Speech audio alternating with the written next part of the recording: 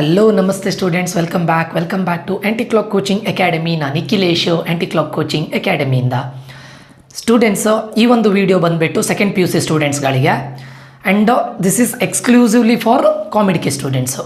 ಯಾವ ಸ್ಟೂಡೆಂಟ್ಸ್ಗಳು ಈಗ ಕಾಮಿಡಿಕೆ ಎಕ್ಸಾಮನ್ನು ಬರೀಬೇಕು ಅಂತ ಇದ್ದೀರಾ ಅಂಥ ಸ್ಟೂಡೆಂಟ್ಸ್ಗಳಿಗೆ ಇದು ತುಂಬ ಹೆಲ್ಪ್ಫುಲ್ ಆಗಿರುತ್ತೆ. ಆ್ಯಂಡ್ ನಾನು ಪರ್ಟಿಕ್ಯುಲರ್ಲಿ ಇದರಲ್ಲಿ ಮೆನ್ಷನ್ ಮಾಡ್ತಾ ಇರೋದು ಕಲ್ಯಾಣ ಕರ್ನಾಟಕ ರೀಜನ್ ಸ್ಟೂಡೆಂಟ್ಸ್ಗಳು ಟಿಲ್ ದ ಎಂಡ್ ವಾಚ್ ಮಾಡಿ. ಆ್ಯಂಡ್ ದೋಸು ಆಲ್ರೆಡಿ ಅಂದರೆ ಯಾರ್ಯಾರು ಆಲ್ರೆಡಿ ಫಿಕ್ಸ್ ಆಗಿದ್ದೀರಾ, ನಾನು ಕಾಮಿಡಿಕೆ ಎಕ್ಸಾಮ್ ಬರೀಬೇಕು ಅಂತ ಫಿಕ್ಸ್ ಆಗಿದ್ದೀರಾ, ಪ್ರಿಪೇರ್ ಆಗ್ತಾ ಇದ್ದೀರಾ ಅಥವಾ ಮುಂದೆ ಪ್ರಿಪೇರ್ ಆಗಬೇಕು ಅಂತ ಇದ್ದೀರಾ, ದಯವಿಟ್ಟು ಈ ವಿಡಿಯೋವನ್ನು ಟಿಲ್ ದ ಎಂಡ್ ವಾಚ್ ಮಾಡಿ. ಆ್ಯಂಡ್ ಕೆಲವೊಂದಿಷ್ಟು ಸ್ಟೂಡೆಂಟ್ಸ್ಗಳು ಯಾರು ಇಲ್ಲಿಯವರೆಗೆ ಕಾಮಿಡಿಕೆ ಬಗ್ಗೆ ಗೊತ್ತಿಲ್ಲ, ಕಾಮಿಡಿಕೆ ಬಗ್ಗೆ ಏನೂ ಇನ್ಫಾರ್ಮೇಷನ್ ಗೊತ್ತಿಲ್ಲ ಅಂಥ ಸ್ಟೂಡೆಂಟ್ಸ್ಗಳು ಇದನ್ನು ವಾಚ್ ಮಾಡಿ. ಯಾಕಂತ ಕೇಳಿದರೆ ಇದರಿಂದ ನಿಮಗೆ ತುಂಬ ಇನ್ಫಾರ್ಮೇಷನ್ ಸಿಗುತ್ತೆ. ಇದು ಒಂದು ವಿಡಿಯೋ ನಿಮ್ಮ ಲೈಫನ್ನೇ ಚೇಂಜ್ ಮಾಡ್ಬೋದು. So watch till the end. Okay, ನಮಸ್ತೆ ಸ್ಟೂಡೆಂಟ್ಸು. ಯಾರಾದರೂ ಈ ಚಾನಲ್ಗೆ ಹೊಸಬರಾಗಿದ್ದರೆ ದಯವಿಟ್ಟು ಸಬ್ಸ್ಕ್ರೈಬ್ ಮಾಡೋದನ್ನು ಮರಿಬೇಡಿ. ಯಾಕಂತ ಕೇಳಿದರೆ ಇದೇ ರೀತಿ ಕಾಮಿಡಿಕೆ ರಿಲೇಟೆಡ್ ಇರ್ಬೋದು, KCET ರಿಲೇಟೆಡ್ ಇರ್ಬೋದು, PUC ಬೋರ್ಡ್ ಎಕ್ಸಾಮ್ ರಿಲೇಟೆಡ್ ಇರ್ಬೋದು, ತುಂಬ ವೀಡಿಯೋಸ್ಗಳನ್ನು ನಾನು ಅಪ್ಲೋಡ್ ಮಾಡ್ತಾ ಇರ್ತೇನೆ. 100% ಇದು ನಿಮಗೆ ಯೂಸ್ಫುಲ್ ಆಗುತ್ತೆ. ಓಕೆ, ಸೊ ಈಗ ಕೆಲವೊಂದಿಷ್ಟು ಸ್ಟೂಡೆಂಟ್ಸ್ಗಳಿಗೆ, ನಮ್ಮ ಕರ್ನಾಟಕ ಸ್ಟೂಡೆಂಟ್ಸ್ಗಳಿಗೆ ಹೆಚ್ಚಿನವರಿಗೆ ಗೊತ್ತಿರೋದು KCET ಅಂದರೆ ಏನಂತ ಗೊತ್ತಿದೆ ನಿಮಗೆ. KCET ಅಂದರೆ KEA ಅವರು ನಡೆಸುವಂಥ ಒಂದು ಕಾಮನ್ ಎಂಟ್ರೆನ್ಸ್ ಟೆಸ್ಟ್ ಆಗಿರುತ್ತೆ. ಈ ಟೆಸ್ಟಲ್ಲಿ ನೀವು ಇನ್ ಕೇಸ್ ಆಲ್ಮೋಸ್ಟ್ ಈ ಇಯರ್ 3,50,000 ಸ್ಟೂಡೆಂಟ್ಸ್ಗಳು ಇದಕ್ಕೆ ರಿಜಿಸ್ಟರ್ ಆಗಿದ್ದಾರೆ. ಸೊ ಮೋರ್ ದ್ಯಾನ್ 3 lakh ಸ್ಟೂಡೆಂಟ್ಸ್ಗಳು. ಸೊ ಅಂದರೆ ಕಾಂಪಿಟೇಷನ್ ತುಂಬ ಹೈ ಇದೆ ಅಲ್ವಾ. ಸೊ ಅಂಥ ಟೈಮಲ್ಲಿ ಸರ್ ನನಗೆ ಬೇರೆ ಯಾವುದಾದ್ರೂ, ಈಗ ನನಗೆ ಕರ್ನಾಟಕದ ಒಂದು ಒಳ್ಳೆ ಕಾಲೇಜಿಗೆ ಜಾಯ್ನ್ ಆಗಬೇಕು, ಇನ್ ಕೇಸ್ ನನಗೆ KCET ನನಗೆ ಎಕ್ಸ್ಪೆಕ್ಟೆಡ್ ರ್ಯಾಂಕ್ ಬರುತ್ತೆ ಬಟ್ ಸ್ಟಿಲ್ ಬರದೇ ಇದ್ದರೆ ನಾನು ಏನು ಮಾಡಬೇಕು, ಬ್ಯಾಕಪ್ ಆಪ್ಷನ್ ಆಗಿ ನಾನು ಏನು ಇಟ್ಕೊಳ್ಬೋದು, ಒಳ್ಳೆ ಕಾಲೇಜಿಗೆ ಲ್ಯಾಂಡ್ ಆಗಬೇಕಾದ್ರೆ ನಾನು ಹೇಗೆ ಇದು ಮಾಡ್ಬೋದು ಅನ್ನೋದ್ರ ಬಗ್ಗೆ ಈ ವಿಡಿಯೋನ ನಾನು ಮಾಡ್ತಾ ಇರೋದು. ಲೈಕ್ ಕಾಮಿಡಿಕೆ. ಓಕೆ, ಸೊ ಕಾಮಿಡಿಕೆ ಅಂತ ಹೇಳೋದು ಇದೊಂದು ಪ್ರೈವೇಟ್ ಕಾಲೇಜಸ್ ಅವರು ಎಲ್ಲರೂ ಸೇರಿ ಮಾಡಿದಂಥ ಒಂದು ಲೈಕ್ ಕಮಿಟಿ ಟೈಪ್. ಇದ್ರದ್ದು ಕಾಮಿಡಿಕೆದು ಫುಲ್ ಫಾರ್ಮ್ ಬಂದುಬಿಟ್ಟು ನಿಮಗೆ consortium of medical engineering and dental colleges of Karnataka. Okay, so ಈ ಕಾಮಿಡಿಕೆಯಲ್ಲಿ ನಮ್ಮ ಕರ್ನಾಟಕದಿಂದ ಕಾಮಿಡಿಕೆ ಥ್ರೂ 150 ಕಾಲೇಜಸ್ಗಳಿಗೆ ನೀವು ಅಡ್ಮಿಷನ್ ಆಗ್ಬೋದು. ಎಲ್ಲ 150 ಕಾಲೇಜಸ್ಸಿಗಲ್ಲ, 150 ಕಾಲೇಜಸ್ಗಳು ಇದರಲ್ಲಿ ರಿಜಿಸ್ಟರ್ ಆಗಿದ್ದಾರೆ. 150+ ಕಾಲೇಜಸ್ಗಳು ಇದಕ್ಕೆ ರಿಜಿಸ್ಟರ್ ಆಗಿದ್ದಾರೆ. ಓಕೆ, ಆಲ್ಮೋಸ್ಟ್ ಹೆಚ್ಚಿನ ಪ್ರೈವೇಟ್ ಕಾಲೇಜಸ್ಗಳು ಇದಕ್ಕೆ ರಿಜಿಸ್ಟರ್ ಆಗಿದ್ದಾರೆ. ಸೊ ನಿಮಗೆ ಇನ್ ಕೇಸ್ KCETಯಲ್ಲಿ ಇನ್ ಕೇಸ್ ನಿಮಗೆ ಬೇಕಾಗಿರೋ ಕಾಲೇಜು ಸಿಗದೇ ಇದ್ದಾಗ ಕಾಮಿಡಿಕೆ ಥ್ರೂ ಹೋಗ್ಬೋದು. ಹಾಗಾದರೆ ಸರ್ KCETಗೂ ಮತ್ತು ಕಾಮಿಡಿಕೆಗೂ ಏನು ಡಿಫರೆನ್ಸ್ ಇದೆ, ನಾನು ಇದನ್ನು ಒಂದೊಂದೇ ಇದರಲ್ಲಿ ಹೇಳ್ತೇನೆ. ಅದಾದ ನಂತರ ಕಾಮಿಡಿಕೆಯಲ್ಲಿ ಇನ್ನೊಂದಿದೆ ಯುನಿಗಾಜ್ ಅಂತ. ಓಕೆ, ಸೊ ಅದಕ್ಕಿಂತ ಮುಂಚೆ ನಾನು ಕಾಮಿಡಿಕೆದು ಡೇಟ್ಸ್ಗಳನ್ನು ಹೇಳ್ತೇನೆ, ಯಾವಾಗ ಇದನ್ನು ರಿಜಿಸ್ಟ್ರೇಷನ್ ಡೇಟನ್ನು ಹೇಳ್ತೇನೆ. ಅದಾದ ನಂತರ KCET ಮತ್ತು ಕಾಮಿಡಿಕೆ ಮತ್ತು ಯುನಿಗಾಜ್ ಅಂತ ಬರುತ್ತೆ. ಅದ್ರ ಮಧ್ಯೆ ಇರುವಂಥ 3 ಡಿಫರೆನ್ಸನ್ನು ನಾನು ಖಂಡಿತ ಹೇಳ್ತೇನೆ.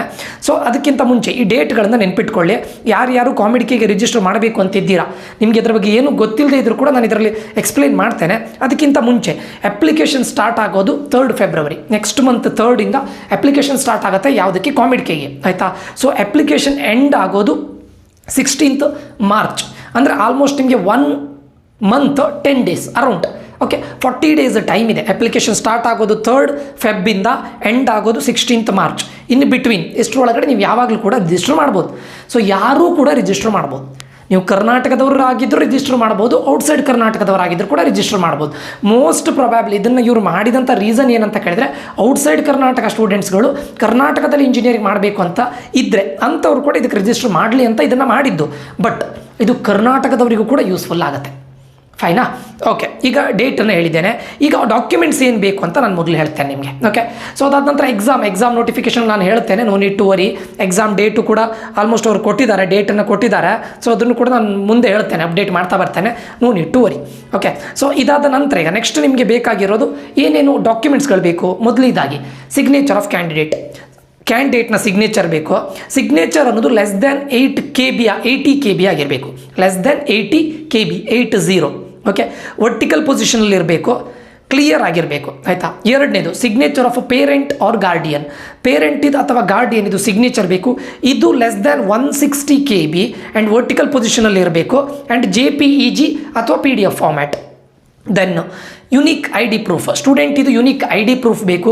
ನಿಮ್ಮ Aadhaar card, PAN card, anything is fine, ಅದು ಬೇಕು. So it should be less than 160 KB. JPEG format is fine or else PDF format is also fine.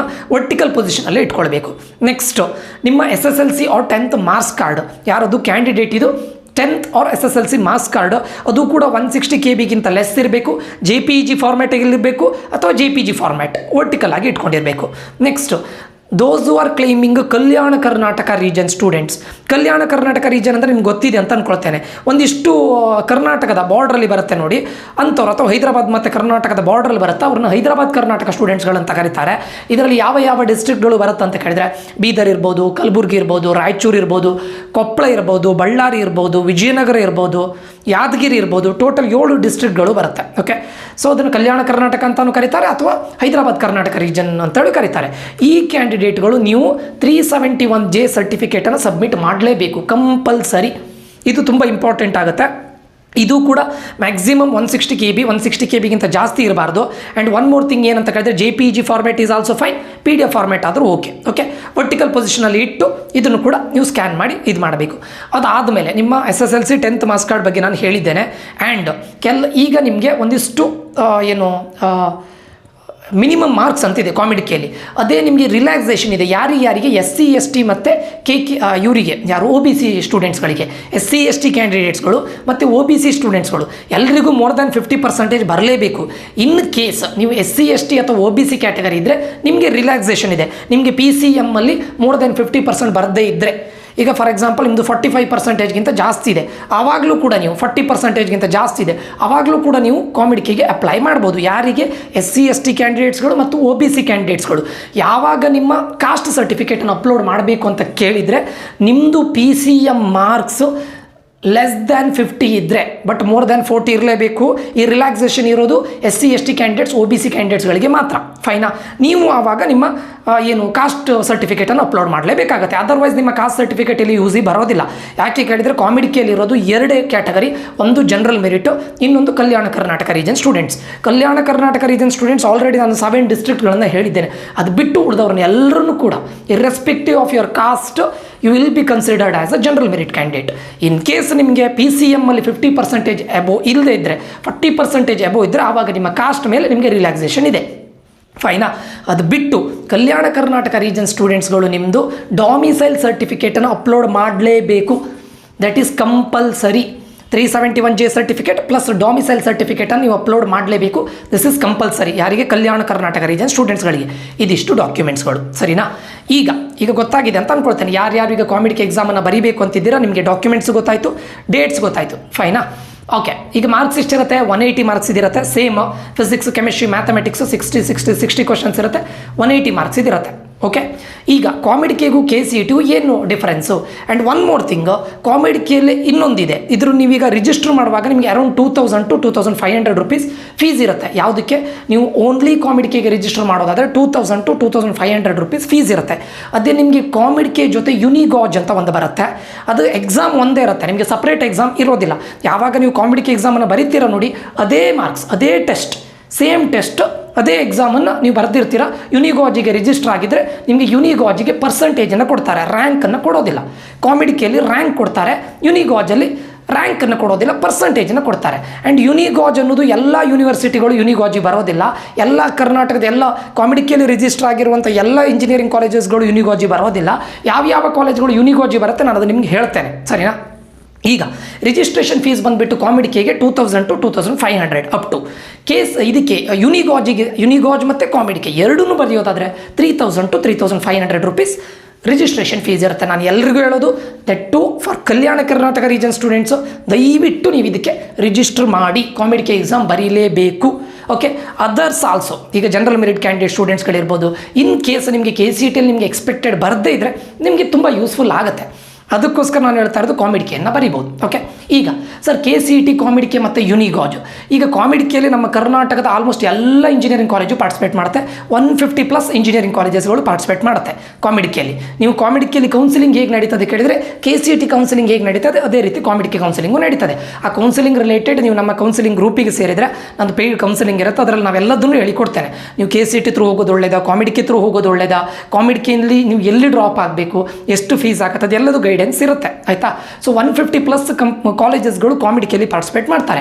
But ಯುನಿಗಾಜ್, ನೀವೀಗ ಕಾಮಿಡಿಕೆನೂ ಬರೆದಿರ್ತೀರಾ, ಯುನಿಗಾಜು ಬರೆದಿರ್ತೀರಾ, ಕಾಮಿಡಿಕೆಯಲ್ಲಿ ರ್ಯಾಂಕ್ ಬಂದಿರುತ್ತೆ, ಯುನಿಗಾಜಲ್ಲಿ ನಿಮಗೆ ಪರ್ಸೆಂಟೇಜ್ ಕೊಟ್ಟಿರ್ತಾರೆ. ಸರ್ ಯುನಿಗಾಜ್ ನಾನು ಬರೆದು ಇವಾಗ ಇನ್ ಕೇಸ್ ನನಗೆ ಒಳ್ಳೆ ಪರ್ಸೆಂಟೇಜ್ ಬಂತು, ನಾನು ಯಾವ ಕಾಲೇಜಿಗೆ ಯುನಿಗಾಜ್ ಥ್ರೂ ಅಪ್ಲೈ ಮಾಡ್ಬೋದು ಕೇಳಿದರೆ, ನಮ್ಮ ಕರ್ನಾಟಕದಿಂದ ನಾನು ಹೇಳ್ತೇನೆ ನೋಡಿ. ಒಂದು CMR ಯೂನಿವರ್ಸಿಟಿ ಬರುತ್ತೆ, ಯುನಿಗಾಜ್ ಅಂದರೆ ಅದು ಯೂನಿವರ್ಸಿಟಿಗೆ. ಓಕೆ. CMR ಯೂನಿವರ್ಸಿಟಿ ಬರುತ್ತೆ, ಅದಾದಮೇಲೆ ದಯಾನಂದ್ ಸಾಗರ್ ಯೂನಿವರ್ಸಿಟಿ ಬರುತ್ತೆ, ಜೈನ್ ಯೂನಿವರ್ಸಿಟಿ ಬರುತ್ತೆ, MS Ramaiah University of Applied Science, not MS Ramaiah Institute of Technology, because UniGauge is for universities. Okay. Presidency University ಬರುತ್ತೆ, ರೇವಾ ಯೂನಿವರ್ಸಿಟಿ ಬರುತ್ತೆ, ಸಪ್ತಗಿರಿ NPS ಯೂನಿವರ್ಸಿಟಿ ಬರುತ್ತೆ. ನಾನು ನಿಮ್ಗೆ ಹೇಳೋದು, ಈ ಯುನಿಗಾಜನ್ನ ಬರೆದಾದ ನಂತರ ನಿಮ್ಮ ರ್ಯಾಂಕ್ ಬಂದರೆ ನಿಮ್ಗೆ ಇಲ್ಲಿ ವರ್ತ್ ಈ ಫೀಸ್, ಯಾಕಂದರೆ ಕಂಪ್ಯಾರಿಟಿವ್ಲಿ ಫೀಸ್ ಜಾಸ್ತಿ ಇರುತ್ತೆ. ಎಷ್ಟು ಫೀಸ್ ಅಂತ ನಾನು ಹೇಳ್ತೇನೆ. ಯಾವುದು ವರ್ತ್ ಗೊತ್ತುಂಟ, ನೀವು ಒಂದು CMR ಯೂನಿವರ್ಸಿಟಿಗೆ ಹೋಗ್ಬೋದು, it is a worth college for this fees. Dayanand Sagar university is worth, Jain university is worth, MS Ramaiah is worth, and Reva university is worth. ಇದು ಬಿಟ್ಟು ನಿಮಗೆ ಪ್ರೆಸಿಡೆನ್ಸಿ ಅಷ್ಟು ವರ್ತ್ ಅಲ್ಲ, ಸಪ್ತಗಿರಿಯು ಅಷ್ಟು ವರ್ತ್ ಅಲ್ಲ. ಬಟ್ ನೀವು ಬರೆಯೋದು ಬರ್ಕೊಳ್ಳಿ. ಇನ್ ಕೇಸ್ ನಿಮಗೆ KCET ಅಥವಾ ಕಾಮಿಡಿಕೇಲಿ ಅಷ್ಟು ಒಳ್ಳೆ ರ್ಯಾಂಕ್ ಬರದೇ ಇದ್ದರೆ ನೀವು ಈ ಏನು ಯುನಿಗಾಜರ ಪರ್ಸೆಂಟೇಜ್ ಇದ್ದರೂ ಈ ಯೂನಿವರ್ಸಿಟಿಗೆ ಸಪ್ರೇಟಾಗಿ ಅಪ್ಲೈ ಮಾಡಬೇಕಾಗತ್ತೆ. ನಿಮ್ಗೆ ಯಾವ ಯೂನಿವರ್ಸಿಟಿಗೆ ಅಪ್ಲೈ ಮಾಡಬೇಕು ಅಂತ ಅನ್ಸುತ್ತೆ ಅದನ್ನು ಅವ್ರದ್ದು ವೆಬ್ಸೈಟಿಗೆ ಹೋಗಿ ನೀವು ಅಪ್ಲೈ ಮಾಡ್ಬೋದು. Okay. So based on the KCET ಕಾಮಿಡಿಕೆ ಎಲ್ಲದನ್ನು ನೋಡ್ಕೊಂಡು ಮಾಡಿ. ನಾನು ಹೇಳ್ತೇನೆ ಅದನ್ನು, ನೀವು ನನ್ನ ಇದಕ್ಕೆ ಕೌನ್ಸಿಲಿಂಗ್ಗೆ ಜಾಯ್ನ್ ಆದರೆ ಹೇಳ್ತೇನೆ, ನೀವು ಹಾಕಬೇಕಾ ಬೇಡವಾ, ಯೂನಿವರ್ಸಿಟಿ ಅಪ್ಲೈ ಮಾಡಿದರೆ ಒಳ್ಳೆಯದಾ ಇಲ್ವಾ ಅದನ್ನು ಹೇಳ್ತೇನೆ, ಸರಿನಾ. ಸೊ ಇದಿಷ್ಟು. ಈಗ ಫೀಸಿಗೆ ಬರೋದಾದರೆ ನಿಮಗೆ KCETಯಲ್ಲಿ ನಿಮಗೆ ಕಾಮನ್ ಆಗಿ ಎಷ್ಟು ಫೀಸ್ ಇರುತ್ತೆ ಕೇಳಿದ್ರೆ up to 1,50,000. Okay. Up to 1,50,000 ನಿಮಗೆ ಈಗ KCETಯಲ್ಲಿ ರ್ಯಾಂಕ್ ಬಂತು, ಒಂದು ಕಾಲೇಜ್ ಅಲಾಟ್ ಆಯಿತು ಅಂತ ಹೇಳಿದ್ರೆ ನಿಮಗೆ ಅಪ್ ಟು 1,50,000 ಫೀಸ್ ಇರುತ್ತೆ. ಎವ್ರಿ ಇಯರ್ ಒಂದು 10% ಇನ್ಕ್ರೀಸ್ ಮಾಡ್ತಾರೆ, ಒಂದು 10,000 ಇನ್ಕ್ರಿಮೆಂಟ್ ಅಂತ ಅಂದ್ಕೊಂಡ್ರು 1,60,000. Okay, not more than that. ಇನ್ನು ಕಾಮಿಡಿಕೆ ಎಷ್ಟಿರುತ್ತೆ ಸರ್ ಫೀಸು? ಕಾಮಿಡಿಕೆಯಲ್ಲಿ 3,50,000 ರುಪೀಸ್ ಫೀಸ್ ಆಗುತ್ತೆ. ಇದು ಪರ್ ಇಯರ್ ಫೀಸ್.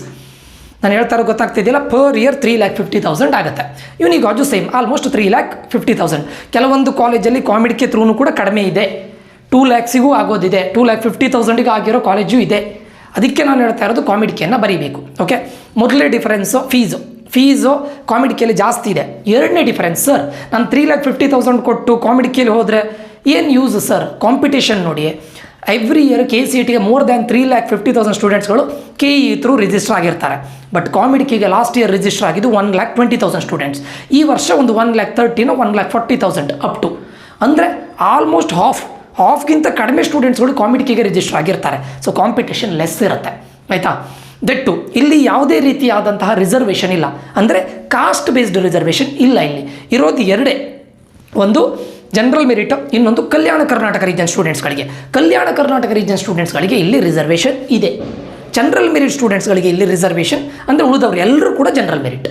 KKR ಅಥವಾ ಹೈದರಾಬಾದ್ ಕರ್ನಾಟಕ ರೀಜನ್ ಸ್ಟೂಡೆಂಟ್ಸ್ಗಳನ್ನು ಬಿಟ್ಟು ಉಳಿದವರು ಎಲ್ಲರೂ ಇಲ್ಲಿ ಜನರಲ್ ಮೆರಿಟ್ ಆಗಿ ಕನ್ಸಿಡರ್ ಮಾಡ್ತಾರೆ. There is no reservation.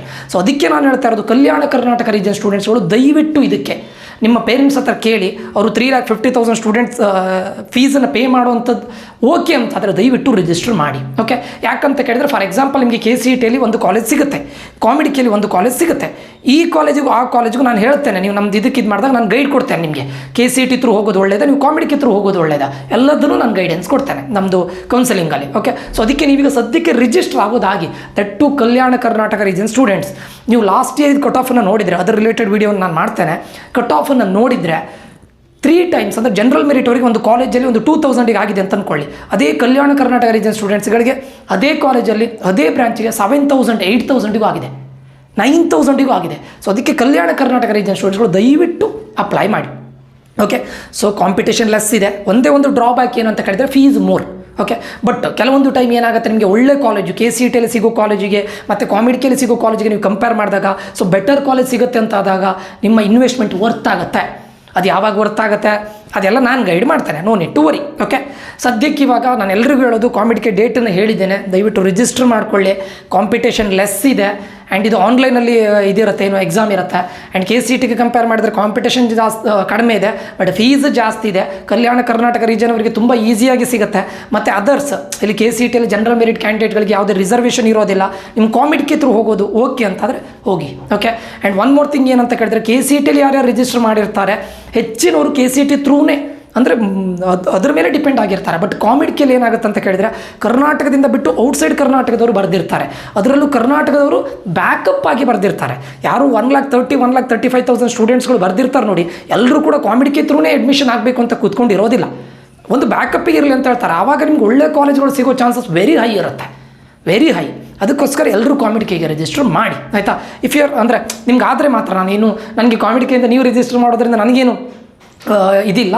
But ನಿಮ್ಗೊಂದು ಒಳ್ಳೆ ಕಾಲೇಜ್ ಸಿಗೋದಾದರೆ KCET ಮತ್ತು ಕಾಂಪಿಟಿಕಲ್ಲಿ ಇದು ಮಾಡೋದಾದರೆ ನಿಮ್ಗೆ ಒಳ್ಳೆ ಕಾಲೇಜ್ ಸಿಗೋದಾದರೆ ಯೂಸ್ಫುಲ್ ಆಗುತ್ತಲ್ಲ ಅಂತ ನಾನು ಹೇಳ್ತಾ ಇರೋದು ಅಷ್ಟೇ. ಓಕೆ, ಸೊ ಎಲ್ಲರೂ ಕಾಂಪಿಟಿಗೆ ರಿಜಿಸ್ಟರ್ ಮಾಡಿ, ಇದ್ರ ಕಾಂಪಿಟಿಗೆ ರಿಲೇಟೆಡ್ ಎಲ್ಲ ವೀಡಿಯೋಸನ್ನು ನಾನು ಅಪ್ಲೋಡ್ ಮಾಡ್ತಾ ಇರ್ತೇನೆ. ಸೊ ಅದು ನಿಮಗೆ ಆನ್ ಟೈಮ್ ರೀಚ್ ಆಗಬೇಕು ಅಂತಿದ್ರೆ ನಮ್ಮ ಚಾನಲ್ಗೆ ಸಬ್ಸ್ಕ್ರೈಬ್ ಮಾಡೋದನ್ನು ಮರಿಬೇಡಿ. ನಾನು ಇಲ್ಲಿಗೆ ಈ ವಿಡಿಯೋನ ಎಂಡ್ ಮಾಡ್ತಾ ಇದ್ದೇನೆ. ಆಲ್ಮೋಸ್ಟ್ ಎಲ್ಲ ಇನ್ಫಾರ್ಮೇಷನ್ನ ಕೊಟ್ಟಿದೆ ಅಂತ ಅಂದ್ಕೊಳ್ತೇನೆ. ಎಲ್ಲ ಬ್ರಾಂಚಸ್ಗಳು ಬರುತ್ತೆ, ಆಲ್ಮೋಸ್ಟ್ ಕರ್ನಾಟಕದ ಎಲ್ಲ ಇಂಜಿನಿಯರಿಂಗ್ ಕಾಲೇಜಸ್ಗಳು ಬರುತ್ತೆ. ಪ್ಲಸ್ ನಿಮಗೆ ಯುನಿಗಾಜ್ ಬಗ್ಗೆಯೂ ಹೇಳಿದ್ದೇನೆ. ಬಟ್ ಯುನಿಗಾಜ್ಗೆ ರಿಜಿಸ್ಟರ್ ಮಾಡಬೇಕಂದ್ರೆ ಯುನಿಗಾಜ್ ಮತ್ತು ಕಾಂಪಿಟಿಗೆ ಎರಡಕ್ಕೂ ರಿಜಿಸ್ಟರ್ ಮಾಡಬೇಕಂದ್ರೆ ರಿಜಿಸ್ಟ್ರೇಷನ್ ಫೀಸ್ ಜಾಸ್ತಿ ಇರುತ್ತೆ ಅಷ್ಟೇ. ಸೊ ಅದಾದ ನಂತರ ನೀವು ಯಾವ ಯೂನಿವರ್ಸಿಟಿ ಹೋಗಬೇಕು ಅಂತಿದ್ದೀರಾ ಅದಕ್ಕೆ ಥ್ರೂ ನೀವು ಅಪ್ಲೈ ಮಾಡ್ಬೋದು. ಅದು ನಾನು ಮುಂದೆ ನಿಮಗೆ ಅದ್ರ ಬಗ್ಗೆ ಇನ್ಫಾರ್ಮೇಷನ್ ಕೊಡ್ತೇನೆ, ನೋ ನೀಡ್ ಟು ವರಿ. ಸರಿನಾ? ಇದಿಷ್ಟು ಈ ವಿಡಿಯೋದಲ್ಲಿ ಆಗಿರುತ್ತೆ. ಈ ವಿಡಿಯೋ ಇನ್ಫಾರ್ಮೇಟಿವ್ ಆಗಿದೆ ಅಂತ ಅಂದ್ಕೊಳ್ತೇನೆ.